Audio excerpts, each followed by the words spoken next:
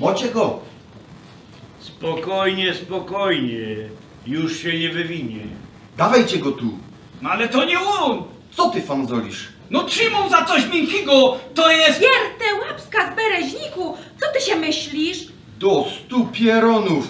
To porządne baby o 3 nad ranem po polach łażą. Zaświećcie ino tukiej. Na scenie półmrok. To ci dopiero Iberaszu. No, no. Pewno, żeś z Modrzejowa z targu idziesz i lekko pobłądziłaś. Coś ty za jedna? Jak się nazywasz? Może jakieś papiery? Co masz w tej tasi w rugzaku? Co ty, dziołcha, tu robisz? Chyba, żeś jest jakoś heksa. Jeszcze raz się pytam, jak się nazywasz, skąd i kaj idziesz do dioska? Anna milczy. Godej coś, a wy obejrzyjcie, co ona tam niesie. Anna nadal milczy. Jak nie, to nie. Zrobimy sąd polowy i będę musiał wykonać wyrok. Szkoda takiej frele.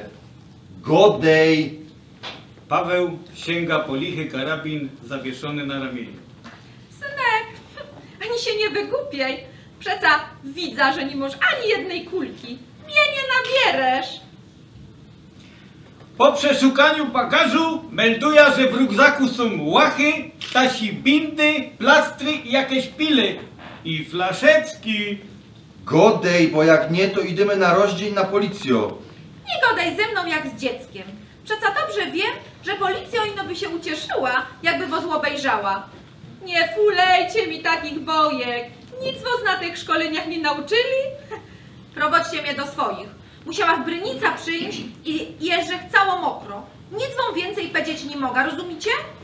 No co za frechowne babsko. Wzięliście? Zbierajcie się, hopy, idymy. Jo prowadza. A teraz kicisza. Bina drugo. Na scenie stół, krzesła, otwarta szafa wypełniona ubraniami. Pejter w szlafroku, pod którym są spodnie i koszula. Słychać umówione pukanie. Do pokoju wchodzi Anna i Paweł. Łobudzili was. A kaj tam. Jakoś nie umiał ostatnio spać po nocy. Ale jak żeście przyszli na kawa, to dość czas. Wachowali my. Wiecie kaj. Tam, przy Wasserturmie, żeby te gizdy nie narobiły ostudy. A tu zamiast Niemców wpadła tako polsko przepiórka. Nic nie chce godać, skuli tego my ją tu do was przyprowadzili bez pola. Myślę, że żaden was nie widział. I Gręczut za chwilę tu nie wlezie. Dali my pozór. Chłopcy na dworze wachują, czy ktoś się za nami nie przywlókł. Pejter podchodzi do Anny. Ze mną też nie będziesz godała. Z wami mogę godać, bo was zną. Kajmy się tu poznali, Frelko, co? Jak do ciebie godają? Nazywam się Anna, mieszkam na Dąbrówce, a wyście byli nieroz na naszych występach i zaglądaliście do doktora Wilamowskiego. Aha, chodząco skarbnica wiedzy. To ja stowią woda na ty. Pawlek, ostaniesz? Nie, nie. Puda, bo tam kamraty są na dworze, a rano muszę do roboty. Dzięki wam. Idź z Bogiem i uważajcie. Już niedługo będzie się widniło. Paweł wychodzi, Pejter idzie w stronę Anny. Weź się tu ze szranku, wybierz jakieś suche łapy. Boś cało mokro i trzęsiesz się jak galert. Jo przyłoża pod blacha i zaraz naparza lipowego tyju. Kawy się napijemy kiedy indziej. Opuszczają scenę, idąc każdy w innym kierunku. Po chwili pierwszy wchodzi Pejter z filiżankami w dłoniach i kładzie je na stole. Wychodzi jeszcze raz, przynosząc słoik miodu i pieczywo. Wkrótce wchodzi Anna, ubrana w kolorową sukienkę. Siadają do stołu. No, nieźle, nieźle. Bierz żorka i napij się ciepłego. Zjedz coś i... Anna pije herbatę i łapczywie chwyta za chleb. Dziękuję wam. Dawno nic nie jadła. Myślała, że przeleca roz dwa, jak inkrzymi razy, a tu mnie capli. Bołach się Gręczucu, a chycili mnie swoi. Godej jedno po drugim. A może ja ciebie zapytał, a ty odpowiadaj. Wtedy jakoś mi się to lepiej ułoży. Skąd i kaj żeś to szła? Jada spod Łodzi, od mojej mamy, cugiem, a potem na nogach. Poczekała, aż się ściemni i przeszła z Brynica w moim stałym miejscu. Gotoż, że to nie pierwszy raz? Po powstaniach straszyli nos. Wtedy hop, kozą mi jechać do Polski do mamy, aby przetrzymać jakoś chwila. I także granżyrowała. Roz tu, roz tam. Roz na paszport, to już zaś jak nie była pewno, to przez rzeka. No a we którym miejscu bez rzeka? Muszę powiedzieć. Dobra, kiedyś się dłużej pogodomy. A kajżeś to szła po nocy. Mieszkom, jakżech już go dała na Dąbrówce. Niemcy go dają Eisenau. Mieszkamy z Hopem i Schwiegermutter. Ty, a ja myślał, że ty chodzisz do Grundschule. Nie było, znujcie ze mnie. Ja już je 3. rok wydano. No, godej dali dziucha. Dali mi znać, że mój Alojz został poturbowany po ćmoku jak szeł z huty. Leży w lazarecie i jest z nim źle. Myśla, że to te niemieckie hachary, co już no mnie rozubliżali. Muszę się dostać do doktora Wilimowskiego. On mnie znów, bo robiła w lazarecie, no ale potem musiała uciekać. Może jakbych tu była, to by do tego nie doszło. No, tak mnie to tropi. Posłuchaj, ty się tukaj legnij trochę w ciepłym. Jo idę posznupać. Nie wyłaź stąd, a ja się postaram czegoś dowiedzieć. Przyłóż do pieca i nikomu nie otwieraj. Zajrza też do doktora. Siedź cicho i czekaj, tuż na razie. Peter ubiera płaszcz, kapelusz i wychodzi, zamykając drzwi. Bina trzecio. Otwierają się drzwi, wchodzi Peter. Anna, przykryta kocem, podnosi się z łóżka. Myślę, że mam dobre wieści. Twój Alojz został wypisany z lazaretu i poszedł sam do domu. Ty też leć, pewnie będzie rod, jak się obejrzy. Dzięki wam. Łachy wyschły, to mogła się brać. Ach, chwała Bogu, że mu nic gorszego się nie stało. Byda mogła pojechać do Gliwic na sejmik Towarzystwa Polek. Została jeszcze przed końcem łońskiego roku. Wybrano na delegata. Uważaj, dziocha, na siebie, żeby ci się nic złego nie przytrafiło. A swoją drogą, kajcie ten Alojz znów. Anna przebiera się za szafą. Nie chcę wam teraz głowy zawracać pierdołami, ale jak się już spotkamy, to pogodomy na spokojnie. Wszystko wam wtedy wyklaruję. Na razie Bóg zapłać i leca. Zawsze się oglądaj, czy ktoś za tobą idzie. Masz pieniądze? Anna, wychodząc, O, nie starajcie się. Jak przyjada z Gliwic, to się pokorza. Bina czwarto. To samo pomieszczenie, przy stole siedzi Peter, pukanie do drzwi i wchodzi Paweł. To jo. Siadaj i osprawiaj. Przyniesa tyju. Wstaje od stołu i przynosi 2 filiżanki. Poszedł rzek do mojej siostry, w którą się hajtnęła za takiego Jorga z Dąbrówki. Bo ja mieszkam jeszcze z ojcami, na Laurach i te. Zacząć, że Hejdla delikatnie pytać, czy zno tako Anna. No i co? Paweł, chodząc po izbie. Dąbrówka jest mało i tam się nic nie skryje przed ludźmi. Zaraz mi powiedziała, że Alojz, ten hobłot Any, robi kaś na Blajowie i mu trochę ponad 30. W 1918 ożenił się z taką młodą dziołchą, ale nie od nas, ino kaś z Polski. Ponoć matka mu ją przywiozła, bo on to jakiś ciućmok i na zolety nie chodził. Ta dziołcha mieszkała u nich niecałe pół roku i wzięli z Alojzem cichy ślub. Aha, Alojz nie miał ojca. Zabiło go na Wilhelminie, w Hucie, akurat wtedy, jak miał iść do komunie. Po śmierci ojca bardzo się zmienił. Jakoś z markotnią, łaził są po polach, nie bawił się z większymi synkami. Tak mu ostało. Teroski robi jakże 2 godą, w tej Hucie ołowiu, na Burowcu. No ale z kuli czego go napadli, nie wiesz? On nikaj nie chodzi. Z roboty do dom i rano już zaś do roboty. Nikaj go nie widać. Nawet w kościele stoi kaś za filorkiem. Ale ta jego Anna to nie usiedzi w doma. Zaraz zapisała się do Sokoła, potem do chóru Wanda i ino kaś loto. No leży też do Towarzystwa Polek w Dąbrówce. Niektórzy godają, że ciągło ją też ku powstańcom. Łona działo, a jego napadli i sprali. Hejdla jeszcze go dała, że na początku to Anę nie bardzo cierpieli.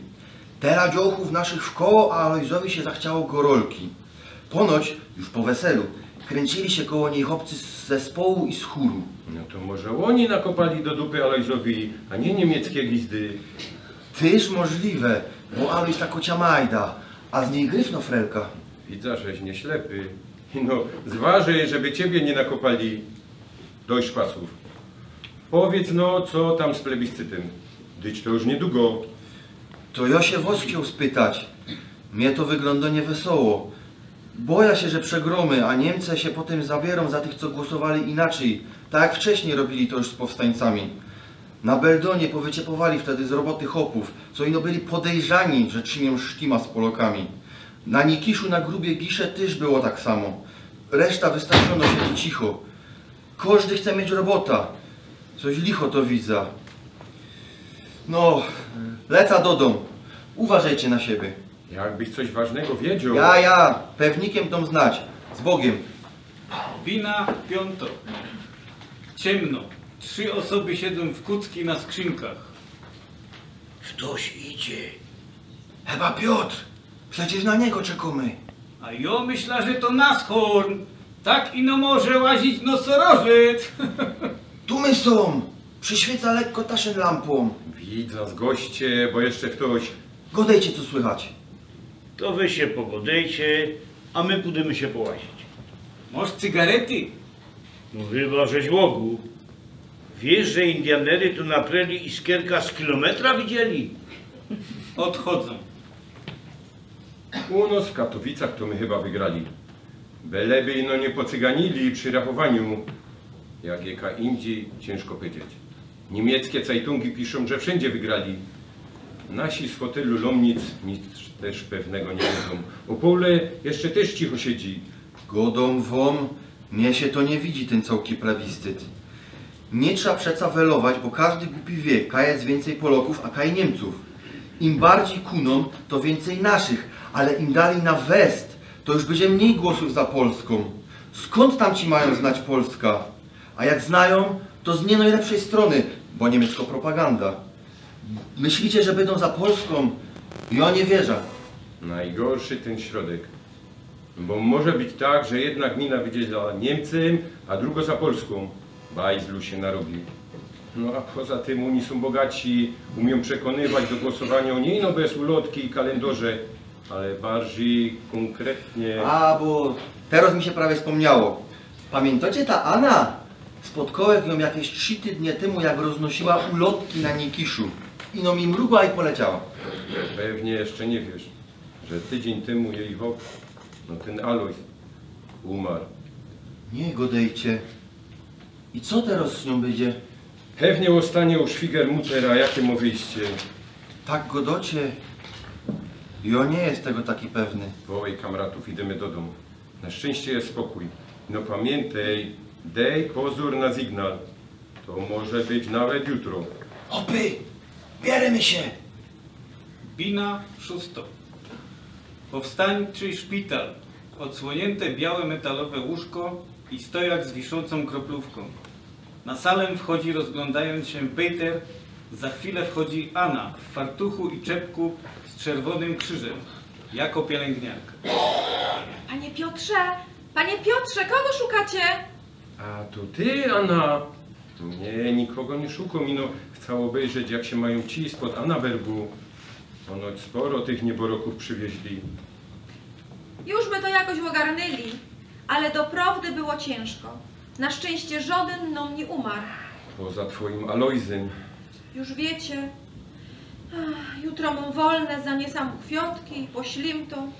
Tak ten czas leci. To może i do mnie wleziesz na ta kawa, co my ją wtedy nie wypili. Może i Paweł wpadnie. Czemu nie? Dużo mi pomógł. Nawet tu do Zweiga przyszedł. No, ale muszę lecieć. Tuż do jutra. Ja jeszcze zajdę na chwilę do doktora. Trzymaj się, dziołka. Bina siódmo. Mieszkanie Petra. 3 krzesła, stół i zamknięta szafa. Na stole dzbanek i filiżanki. Przy stole siedzą Peter i Paweł. Tak wygląda, że szczelanina się pomału kończy. I chwała Bogu, dość już tego nieszczęścia. Teraz niech działają ci od polityki. Ino niech nie zaprzepaszczą tego, co my wyrychtowali. To jak wczoraj w lazarecie. No co to jest w tej sali u restauranta Zweiga na Bytomskiej? Wiesz, kogo żeś spotkał? Widzieliście się z Aną? Piotr kiwa twierdząco głową. Jakby mnie nie zawołała, to bych ją nie poznał. Rozże w tym białym fortuchu, a poza tym zlichła. Tego dała, żeś tam do niej zaglądał. Od pierwszego momentu ta działka łazi mi po głowie. Cięgiem jakieś nieszczęścia się ją przymią. Wiecie, jakby nie była... To byś ją z tych nieszczęść wyzwolił, nieprawda? Posłuchajcie, czy wiecie, że ta jej teściowo to ją z doma wyciepła? Nie godej. Jak to? Jakieś 2 tygodnie po pogrzebie powiedziała Anie, że właściwie to ona już nie jest żadna rodzina. I że szkoda, aby taką młodą baba miała całkie życie siedzieć na Dąbrówce. I najlepiej, jakby pojechała nazad do dom tam, skąd przyszła. Przyrychtowała jej pusty kufer. Wchodzi Anna. Dobry dzień. Kogo ja tu widzę? Pewnie żeście się zmówili. Gadają, że powstanie pomału się kończy. Wiecie coś? Siadaj. Z mlekiem, cukrem? Jak macie, to i z tym, i z tym. Peter nalewa kawę i siada. Może to i w tym trochę prawdy jest. Sama widzisz, że w lazarecie rannych nie przybywał. Ja, mocierek. Poru już poszło do domu, a ci ciężej ranni są wywożeni do Mysłowic, do prawdziwego szpitala. No a jak się powstanie skończy i będzie spokój, co z tobą? Słyszałeś? A, nic tu pomie. Wszystkie moje role w tym śląskim teatrze się skończyły. Miało być fajnie, a zagrałach w tragedii. Wszyscy się radują, a ja? Może się widzimy już ostatni raz? Bez tobą powiem. Wcale nie chciałach tu jechać. Ani nie myślałach o chopie. Szwiger Mutter, moja przyszła teściowo, zjawiła się u zakonnic. Kaj mnie matka dali do takiej szkoły dla dziołków. Uczyli nas tam roboty w ogródku, warzynio, jak się obchodzić z bajtlami i inkszych, według nich pożytecznych i bardzo potrzebnych młodych dziołsze rzeczy. Potem przyjechała zaś, wtedy przełożono zaprosiła mnie do swojego biura. Pomału wyszło, że pani ze Śląska ma syna, do wtorego szuka baby. Jo się jej bardzo spodobała, tak go dała przełożonej. I chce, abych się zastanowiła i czy by nie przyjechała do nich, do Eichenau, by mogła go wtedy poznać. Siostry mnie namawiały, bo wiedziały, że w klasztorze to zymie nie będą miały pociechy. No dom też nie było po co jechać. Pogadałach jeszcze z mamą i zdecydowałach się na wyjazd. Jak ino skończyłach 18 lat, zaraz zjawiła się teściowo. Przyjechały my tutaj, poznałach Alojza. Trochę inaczej się go wyobrażała, ale był spokojny i ułożony. A że 15 lat starszy. Mieszkałach przy nich w takiej Ancli. Jak teściowo wyjeżdżała, towarzzyłach Alojzowi i sprzątała. Strasznie był nieśmiały, ale to był dobry synek. 3 lata temu wzięliśmy ślub. A teraz co? Już cię Szwigermutter nie potrzebuje. Już nie jest rodzina. Powiedziała mi, że to przezymie i moje kamracynie się z powstańcami Alojza zabili. I nie może mi tego wybaczyć. Te roski to i o nic nie kapuje. Spotkałam dobro koleżanka z POW. Wiedziała, że Alojza pobili, ale nic mi wcześniej nie godała. Dopiero teraz, niedawno, za ręka nikogo nie chyciła. Ale może to być prawda, że Alojza nie pobiły niemieckie hachary? No to w to. Ino oni są do tego zdolni. A niby czemu teściowo jeździła po klasztorach i farożach? Robiła ponoć geszefty, we których nieświadomie brał udział Alojz. Staram się zrozumieć ból matki, ale żeby tak powiedzieć i wyciepnąć jak psa. Ona handlowała różańcami, srebrnymi mendalikami i krzyżykami. No i co z tego? Alojz robił w hucie. Tam przy cynku i ołowiu jest w rudzie trochę śrebła. Jakoś tajla tego śrebła była wynoszona. Na szabel. No ja! I chyba poszło o pieniądze. I bez to sprali Alojza. A ona godo, że przez twoja działalność. Nie powiedziała mi tego, nie chcę. Alojz jako taki ślimok, co to muchy nie skrzywdzi, był poza wszelaką kontrolą. Myślę, że sam nie wiedział, kaj mu to podciepywali. Ale matka wiedziała. Richtig ciekawe, co to się na tym świecie wyrobiło. Paweł, dziękuję ci za wszystko. Wiecie, Piotrze, że jo u nich w doma bywała w Siemianowicach, jakże nie miała okazji spać. Paweł wtedy siedział na Dąbrówce u siostry. Potem znodłach izba przy lazarecie. Miałach spokój, ciepło, jedzenie, żyłach robotą. Och, ale się nagodała. Ach, a teroski wiecie wszystko. A jo, jak to się skończy, jadę do Krakowa do koleżanki, którą festną pomogała. Może nie trzeba będzie bez Brynica pod Milowicami. I no tak, einfach, z Polski do Polski. Łostow jakiś adres. Może kiedyś przyjada po ciebie. Na białym koniu, ja? Anna zabiera się do wyjścia. Toż trzymaj się, dziołcha.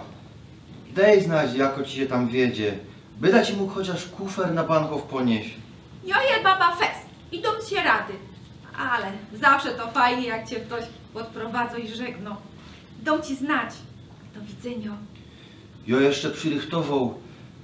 Jo chciał dać ci koperta z briefmarką. Weź, tuż to blank lekkie. Jakbyś tak. Na grubie żonatym dowają fajne mieszkania. To jest lekkie?